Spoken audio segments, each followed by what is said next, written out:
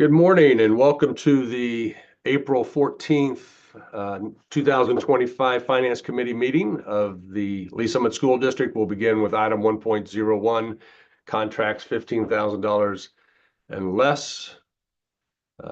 This list is a little longer this month, but pretty typical for this time of year as we wrap up this school year and schools are doing kind of their end of the year activities or working toward their end of the year activities such as prom for the high schools, and then also doing some prep work for next fall as well. So are there any questions about any items that are on this list?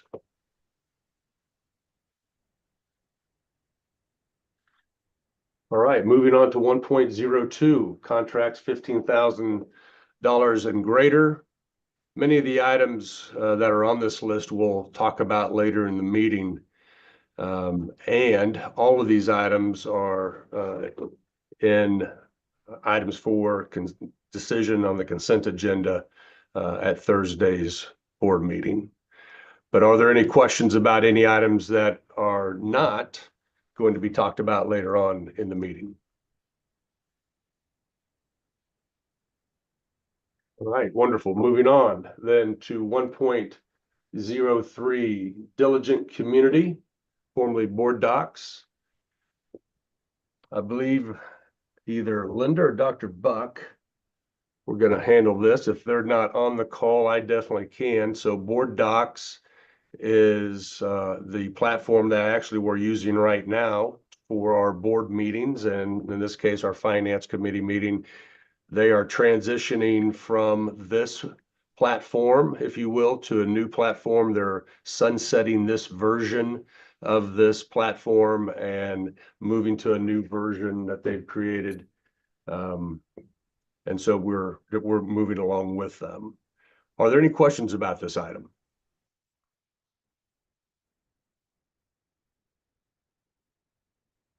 All right, moving on to 1.04, yearbooks.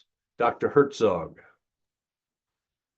Good morning. I can take this one, and then Krista, I think, is on this call as well. She might be able to add anything if there are questions. But we had our contracts were expiring for our yearbook vendors that we had used in the past, and so we put out an RFP to look at who was out there as well to provide yearbook services for our school district. We had 4 vendors respond, and the committee's decision was to award that to 3 vendors: Walsworth, Jostens, and then a Varsity Yearbook. And I'd be happy to take any questions.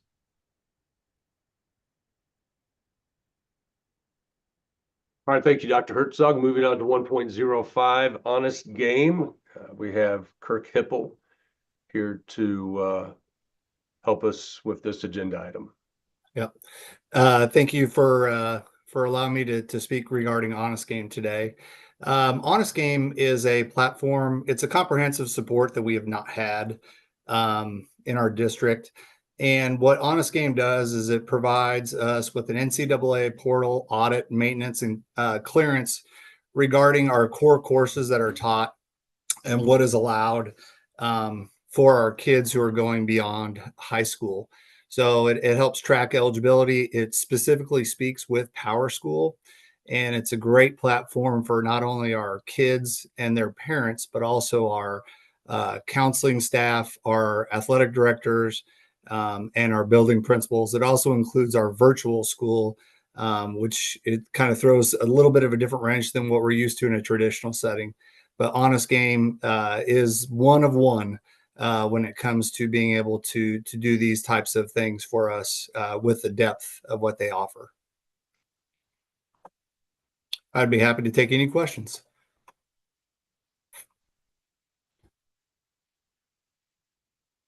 All right, thank you, Kirk. Moving on to 1.06, Titan Protection and Consulting, Dr. Herzog.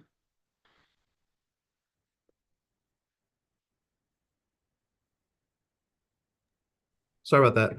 Mr. Hipple probably would be the best person to speak to this item. I'm happy to take any questions, though, as well. This is an ongoing security contract that we've utilized since I've been here, especially for our large events. Definitely with anything that we would have a significant group as far as like people attending events, and this has been a very positive experience. And when we host our large events, so it's about our safety and security at our largest events that we have. All right, thank you, Kirk. Moving on to 1.07, travel with Barb. All right, Dr. Herzog, I think this one is yours. This one definitely is. Happy to speak to this. This is a travel agreement or travel company that we've utilized because of the size of the group traveling to the Avid Summer Institute. We retain the services of Travel with Barb for all of those staff members to attend. I believe there are 39 staff members attending from all 7 of our secondary schools this summer to Avid. This happens every summer. We have money budgeted for our teachers and staff from each of our secondary schools to travel to Avid training. This year, they chose to go to the same place, which is not always the case. And because of that, that's why we're using this travel agency. So the money is budgeted out of the Avid budget in order to go to this conference. Any questions? All right, thank you, Dr. Herzog. Let's see. I don't see Lisa Janeway on the call. We're going to come back to this one, as well as come back to 1.09. So we're going to jump down to 1.010, the Marzano resources. Kristen Merrill, would you please take this item, 1.010? Sure. So this year we had our PCBL, which is our personalized competency-based learning. As you're aware, we have 3 phases of this work. We are in phase 1 right now. Next year we move to phase 2. So in phase 1, our teachers who were all a part of this work received, I'm going to call it a series of 3 opportunities for professional development throughout the year.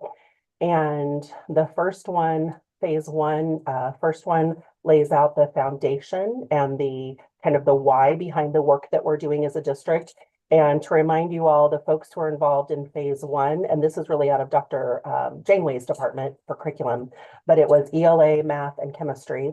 And then mid-year, they received their curriculum rollout, which is their playbooks, the new curriculum, and the proficiency scales that go along with that.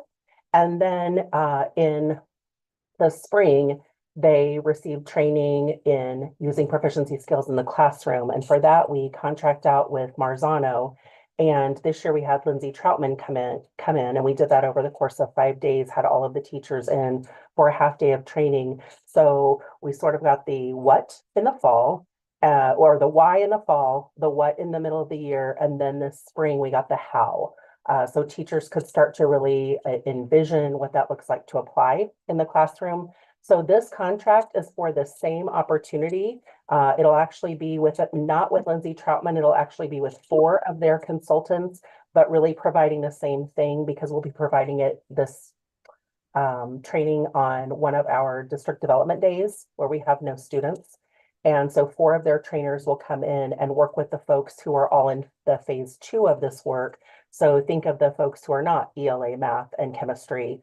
The majority of them will be involved in this, and this is for them to be able to have the opportunity to get that how training or how to use this, how to apply this work in their classrooms with students. Right. And I can take questions, or Yeah, Dr. Janeway can. Either one of us can. Thank you. Are there any questions for the agenda item Marzano resources? All right, we're going to go ahead and jump to 1.11, and then we'll come back to 1.8, 1.9 here in just a moment. So 1.11, region insights, I believe, Ms. Merrill, this is yours as well. Yep. So this Oftentimes we are getting feedback about professional development for our classified and support staff, which Dr. Shelton and I are working on that. But at the same time, we also get feedback on administrators or leaders in the district looking for professional development opportunities for them to continue growing their abilities and capabilities in the area of leadership. And so cognitive coaching is, if you think of thinking collaborative as the umbrella, adaptive schools that we've been doing, and Dr. Janeway and myself and Dr. Nowinski have all become trainers for adaptive schools. And in fact, that's going really well. Now that we are trainers, we no longer are in contract with Thinking Collaborative for that training anymore. And after the spring, Dr. Janeway and Dr. Nowinski and I will all be leading the trainings for LSR7. But cognitive coaching is another branch of that. And what cognitive coaching does is it goes deeper into the work, developing trust and rapport, providing conversation structures for things like planning, reflection, problem solving. It'll help our leaders in the areas of having conversations where they're evaluating, they're collaborating with their staff, opportunities for them to deepen their skills when it comes to being able to coach or consult or even mediate when they need to with their staff. And this, when I say leadership, I don't just mean building leadership, it's any district leadership. So transportation, nutrition services, any of our departments, and then as well as our building leaders will all be invited to this training to deepen our leader skills. Which then, as with adaptive schools, I should add, as with adaptive schools, that branches out into our buildings, because then our leaders start being able to provide that similar training and modeling with their staffs. And I can take questions. All right, Mrs. Merrill, thank you so much. Moving back to item 1.08, amplify math resources. I'm going to turn it over to Dr. Janeway. Okay, good morning, team. I apologize. My computer decided on this Monday morning it needed to restart. So I apologize for hopping on a few minutes late. So speaking to Amplify Desmos, this is a new contract-ish. Historically, we have been using illustrative mathematics in our middle school math program. That is actually a free curriculum resource that was adopted several years ago. But we partner with various publishing companies. And in the past, we've worked with Kindle Hunt, who's published a print resource. And then most recently in 2020, we partnered with Desmos Classroom.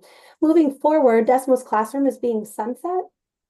And we have worked with all of our middle school staff in partnership really with the curriculum system work that we're doing to ensure that we are providing a guaranteed and consistent curriculum across our middle school math courses. And so as such, we are moving forward with one publishing partner that will be Amplify Desmos. They are actually the folks that have purchased the Desmos Classroom platform and have really upgraded that product. It is no longer just a digital platform any longer. It now offers functionality of both digital and print, which really meets the needs of various learners. It also addresses some of the concerns teachers have had historically about not having a print resource available for our middle school math learners.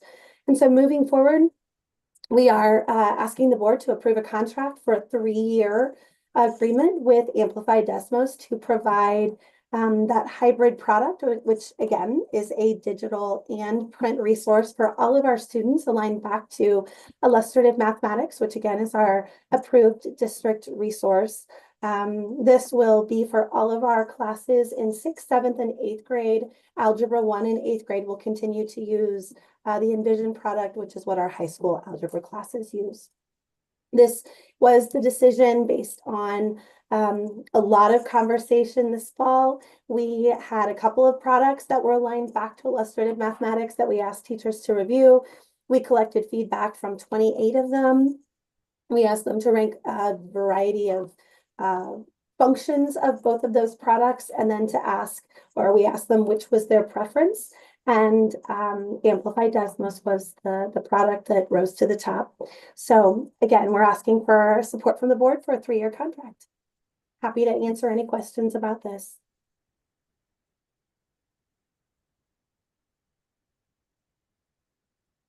Thank you, Dr. Janeway. Moving on to 1.09, Empower Learning. Absolutely.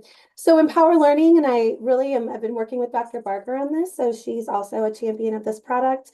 As we move to become a personalized competency-based learning system, we know that doing things a little differently in our classroom requires different tools. And so in the fall of 2024, back in September, we did put out a request for proposal for what we're kind of calling a tracking tool.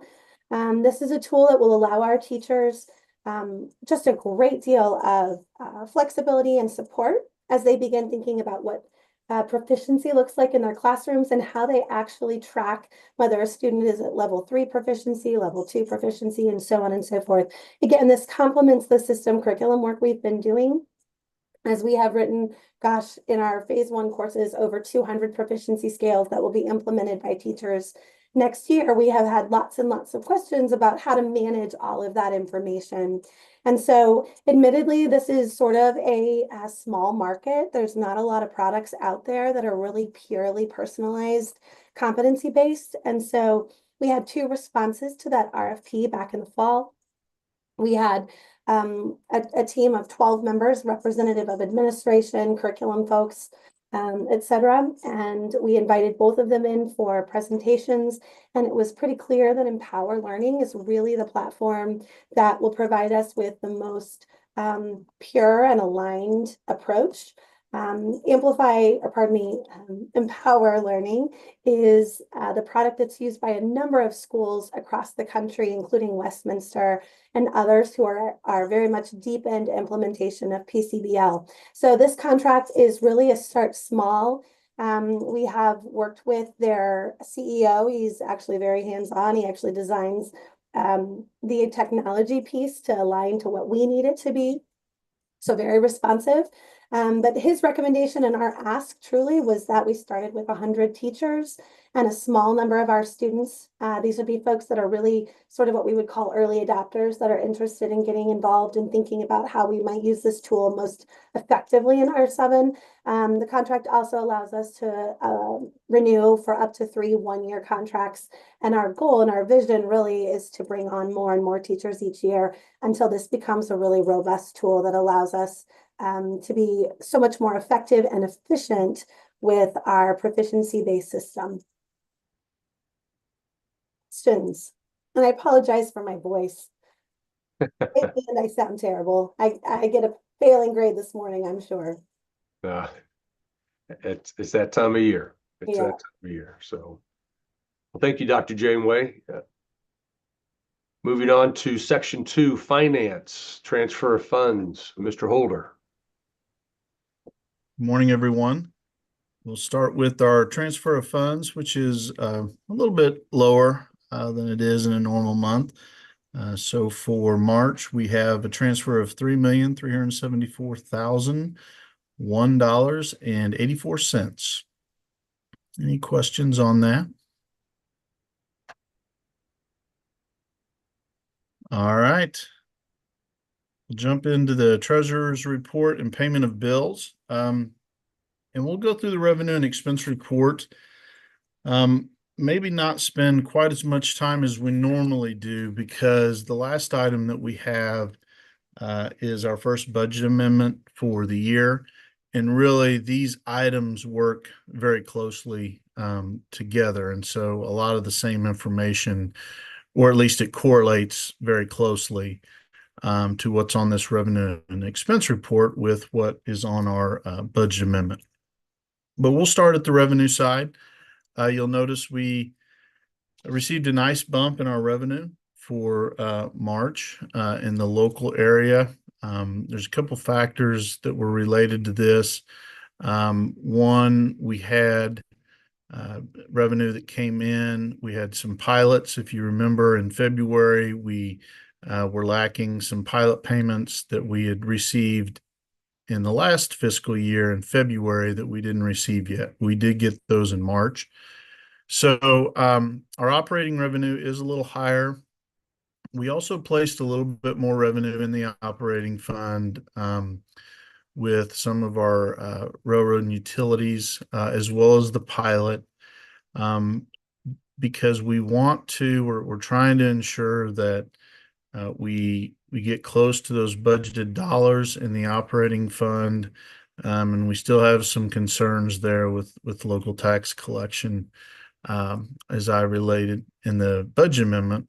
And so we're trying to ensure that we get closer to that budgeted revenue amount. Fund 2, Special Revenue Fund, you'll notice the revenue there. As a percentage, we're still a little lower than we were at this point last year, but we did close that gap fairly significantly. If you look back at February, the state is still not, or DESE is still not releasing our basic formula payment at that full state adequacy target amount. Once they do that, the gap will close some more. And then we also have our early childhood reimbursement. Just one important note, and I'll mention this next month as well. When we get reimbursed for early childhood, and not all of that is special revenue fund, but the most significant portion of it is. Last year we received all of that in April. Typically, the state breaks that up over the remaining months, and they are returning to that model this year. So instead of getting the full reimbursement, for us, it's a little over $5 million. We'll get that spread out over 3 months. And so that'll create some gaps for us in April. But we'll work through those and talk about those again moving forward. But by June, we'll be made whole. Debt service, you'll notice that's a little bit lower, and I do anticipate that on the budget amendment. You'll see we've lowered that revenue expectation slightly. Not a concern, and a portion of that was intentional, again, to drive a little bit more into our operating fund. Bond, of course, has remained the same for now. We know in June that will change. But for the next 2 months, the bond revenues and expenses will remain the same. Capital projects revenue, we are higher in this area. We always budget fairly conservative in capital projects, but we are comfortable with where we're at, and you'll see that reflected again in the budget amendment. Nutrition services, a little bit behind where we would anticipate being, but just a reminder, 6 AMI days this year, a little over $50,000 in revenue that typically is lost on those days, and so that'll have an impact. And again, looking at the budget amendment, you'll see that impact. Our activity foundation fund are actually running a little bit ahead where we're at this point last year. Just remember, in the end, that typically evens out. Our revenue tends to be a little bit higher, but we're really not looking to drive revenue out of those. It's just a break-even look. And then before and after school services, we know that continues to trend well. Probably lower that revenue just slightly, but trending very well. And as you look at revenue compared to expenses with before and after school services, again, reflects very well on this year. And of course, we know that balance is now back in the positive after being negative for a little over 4 years. So that's good. On the expense side, we continue to trend a little bit lower with our operating as well as our special revenue fund expenses. That's good. Operating fund, feel really good about where we're at with that. And special revenue, I feel good as well, but we're going to be a little bit cautious there with special revenue in that budget. And we'll raise that just slightly with this month's amendment. Debt service fund, just a reminder, we made the defeasance, and so that'll be reflected on the amendment. That's why that percentage is so much higher. Same with capital projects fund. We didn't have the defeasance, but we had a lot of expenditures that were related to, we were hopeful at least, and now we know that we should be able to reimburse those through bond funds. And so we knew that as part of the amendment, that was going to be reflected. So we'll dive into that here in a few minutes. Nutrition Services Fund expenses, as it compares to last year. Now, remember, we had to amend the budget a little bit higher last year in nutrition services. So 72.3% is not bad. I would prefer it to be a little bit closer to 70, and even a little bit below. So we will reflect that in the amendment. Again, activity is running just fine. That can fluctuate, but again, the goal there, or not the goal, but typically what happens is revenues and expenses will be fairly level, and you can see that if you look at our revenue 2.79 versus expenses 2.72, those are very close. And then Bass, of course, again, we will raise that. I've talked about that the last few months. With before and after school services, we may have to raise that expense budget just a little bit. Not much, less than $100,000. And we'll more than cover that. And again, but for the year, we'll end up in a very positive position as it relates to before and after school services. So looking down at the bottom, you'll notice that in our restricted funds, the bottom right-hand corner, nutrition services, we can see that reflected. Lower revenues, higher expenses, obviously means the balance is going to come down a little bit. Activity, again, very close to where we were last year. And then before and after school, especially as it compares to last year, almost a $440,000 difference. So really, really good there as it compares to a year ago. Operating, if you look over the bottom left, you'll notice we still have a gap there, but remember how sizable that gap was in February. It was double-digit millions, over 10 million. We have closed in on that. We will continue to close that gap. Just remember that we have a particularly special revenue fund over the next 3 months that will come in, as well as our operating fund. And so I feel much better about our position, as we anticipated that we would, at the end of March than we were at the end of February. Any questions on the revenue and expense report?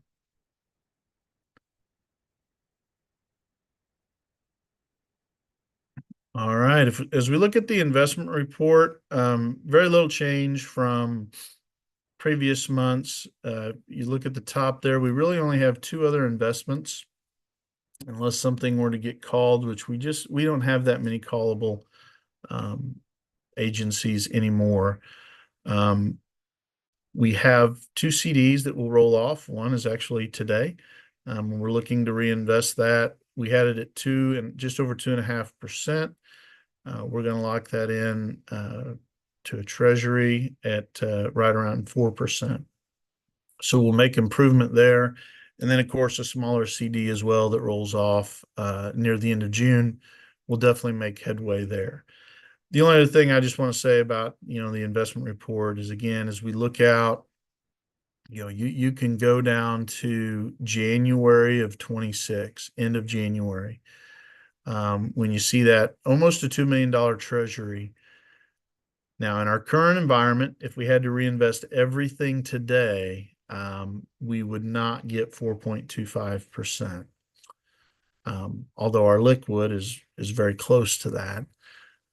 But everything else prior to that, we're going to continue to make improvements. Where we sit right now, we're able to grab investments. We know our liquid is still above 4, but we are grabbing investments in the 4% range, and we're going out 3 to 4 years. That's a good thing. Now, we saw a lot of volatility, of course, last week, but we weren't in the market last week. So anything that we can do around 4% is really going to set us up well. And this is just a small piece of our revenue, of course, but 4% is a good rate of return for this portion of our investment proceeds. Any questions on that?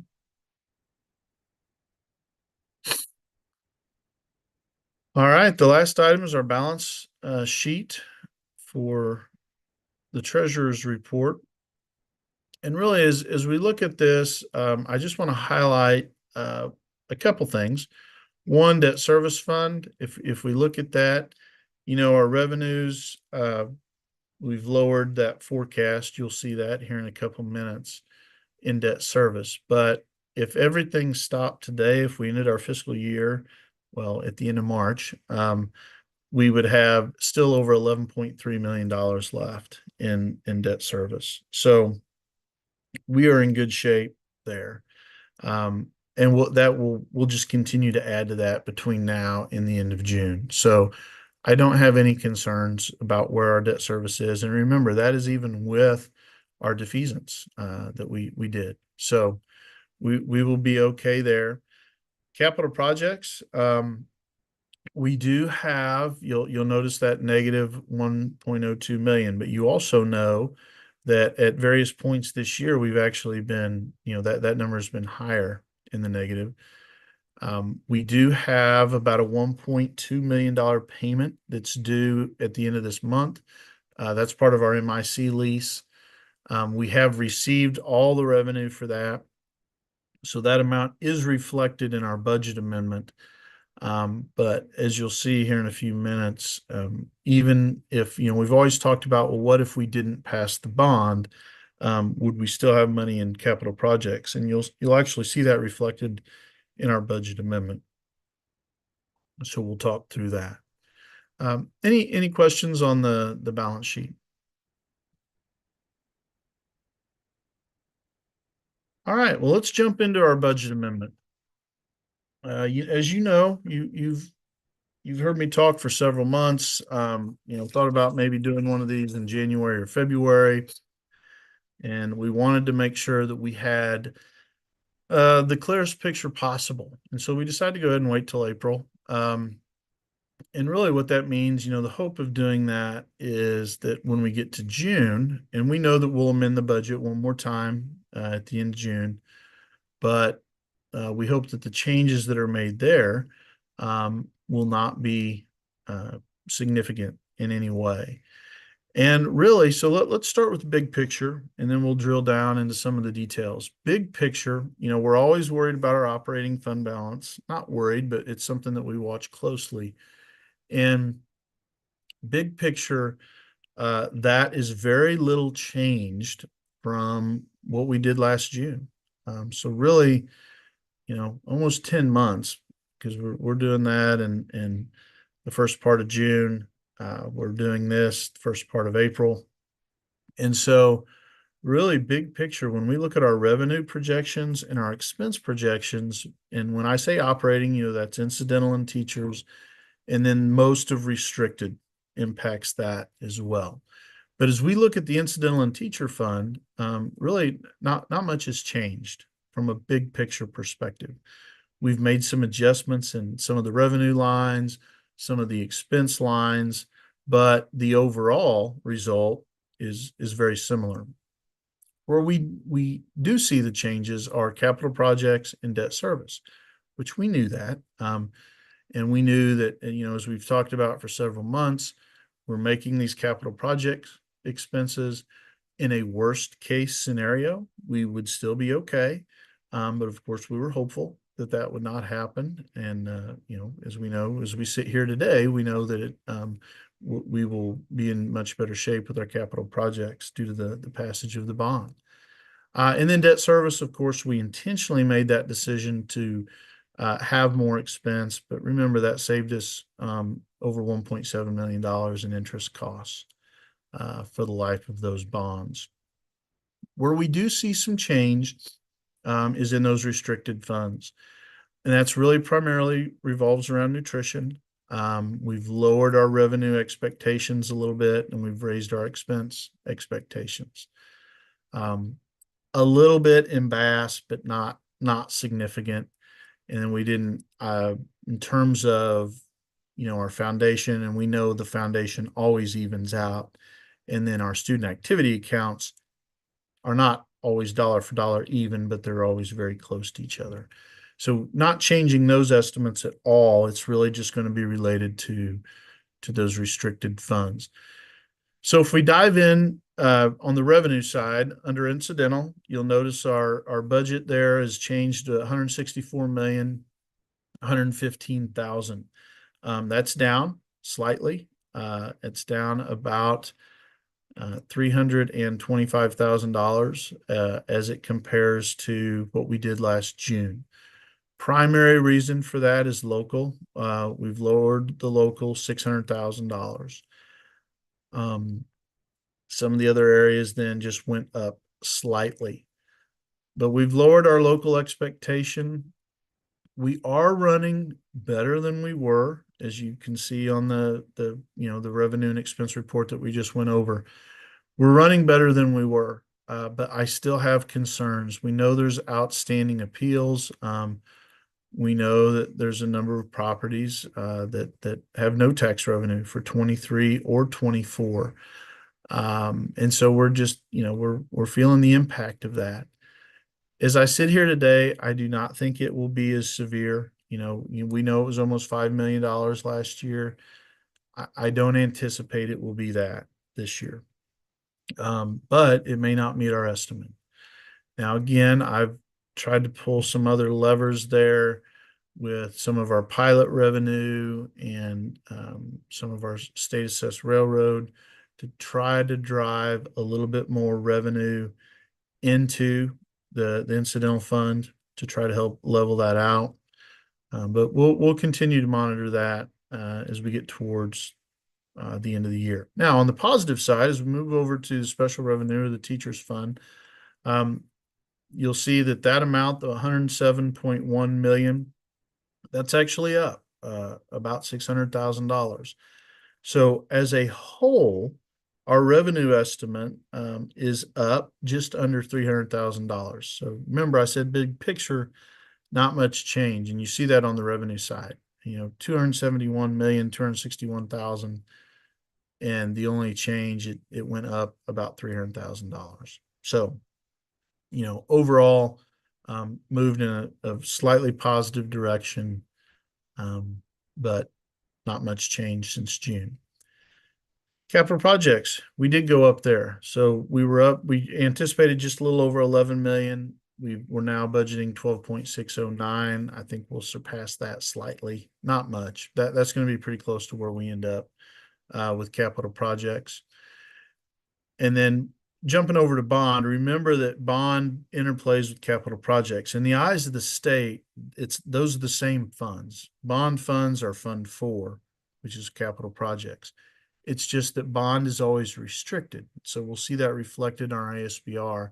And that's why we break it out on our budgets as well as our revenue and expense report, because we want to keep that separate as well, so we can always reflect exactly where those bond dollars are being spent. Debt service, lowered that a little bit from 33 million down to 32. Again, part of that is intentional because we're driving a little bit more revenue into incidental. Part of that is just reflects collection rate. And we may not, we didn't, even if we would have been in a quote unquote normal circumstance with that lowered collection rate, then we probably would not meet that 33 million. So we've lowered that. But remember, as we looked at the balance sheet, even if we ended today, we have no more Fund 3 expenses that are coming out. And we have over $11 million there. So big picture, we'll be okay. Restricted funds, this is where you kind of see the interplay with revenue being lowered. We lowered that $700,000. We know a lot of that is coming in nutrition services, lowered revenue. BASS just slightly, but that'll be maybe 50,000 of that. So we've lowered those revenue expenses. If you drop down to, we've lowered the revenues. As you drop down to expenses, you see 14,040,000. That's up 200,000. Again, Small portion of that is BAS, small portion nutrition services. So from an expense standpoint, we're not changing that much. I mean, it's obviously going up, but you prefer it stay the same or go down, but not going up a tremendous amount. But when you interplay that with the decrease in revenue, that's where you have a little bit of an effect, because remember that affects our ASBR operating reserve. If you go back over on the expense side though, and you look at incidental, you look at teachers.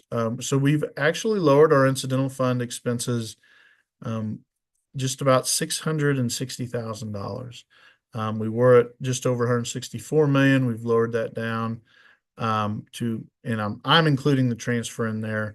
So actually, if you go back up and look at the 101,847, we've lowered that down to 101,420.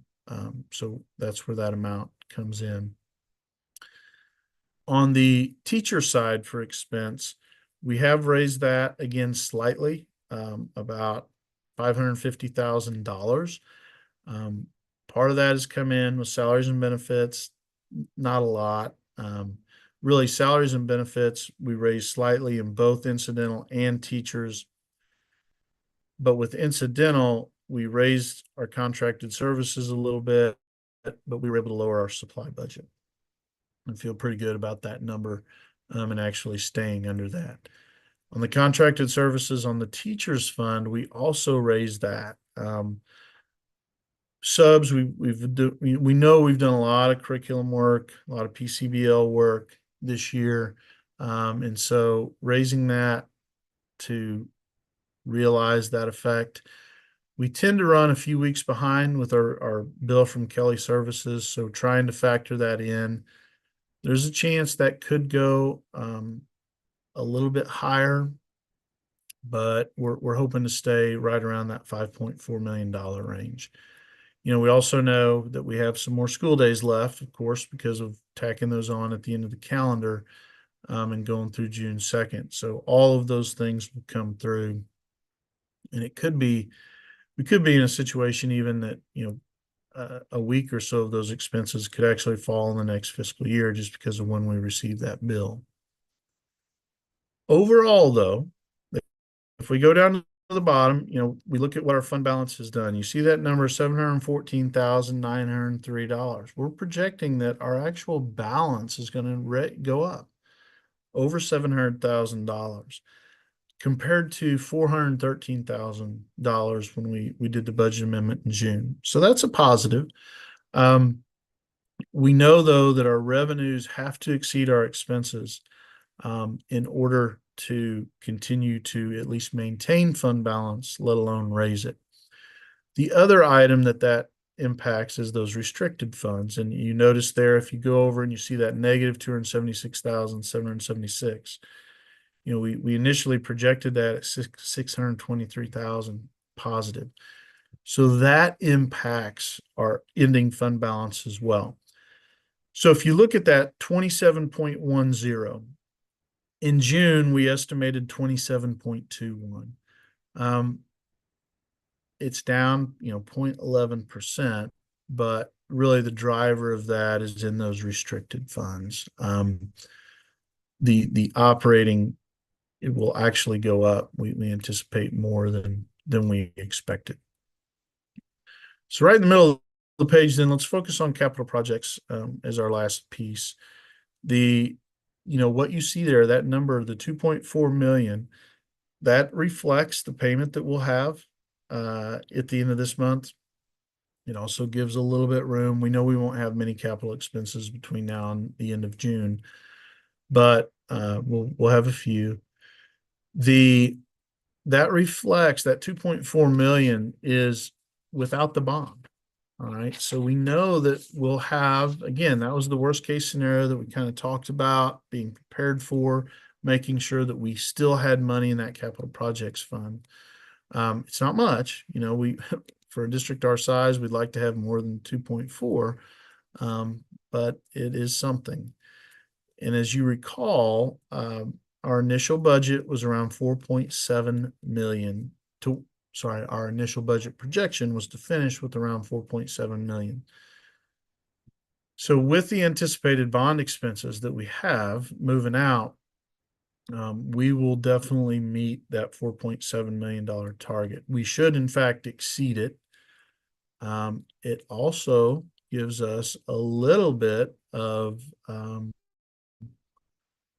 room, if we need it, to transfer maybe 4.5 million instead of 5, or 4 million instead of 5, if we need it. Again, that's a choice that we could make, not a forced choice. That would just be something that we could do if we chose to. Not that we will, but we will at least have that option. And it's always good to have options, as you're looking at the end of the year budget. So again, big picture, overall, very little change. The budget overall is really running, we've changed some expenses, from lowered supplies, we've raised contracted services, overall revenues and expenses have changed, but not very much. But big picture, we're really running very closely to what we anticipated in June. The larger changes are, of course, in capital projects, but when that's all said and done, we'll finish very closely to where we said we would in June. And then, of course, debt service, we're fortunate to be able to have the defeasance. So that'll finish lower, but still with a healthy balance in order to move forward. Any questions on the budget amendment?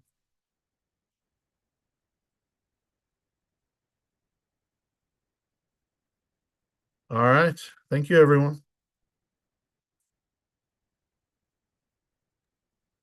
All right, thank you, Mr. Holder. Moving on to section 3, future agenda items. I mentioned this last month and I'll mention it again this month. If you look at the month of May, there are a number of items that will be brought forward to the Finance Committee as well as to the board for approval. There are a number of items, and there are some large ticket items in this list as well. So just as a indicator of what's coming in the month of May. Are there any questions about any items that are on this list? All right, before we close, I want to thank Board Member Eslick for your service on the Finance Committee. I think you've been on the Finance Committee all three the past 3 years, and you have done an outstanding job as a member of this committee. Always prepared, always ask great questions, and just appreciate your service on this committee. So thank you for that. Thank you, Dr. Shelton. I appreciate you as well. All right, not hearing any questions or any other comments, we will conclude today's meeting. Thank you. Thank you, Dr. Shelton. Have a good afternoon. You as Thank well. you. Thank you.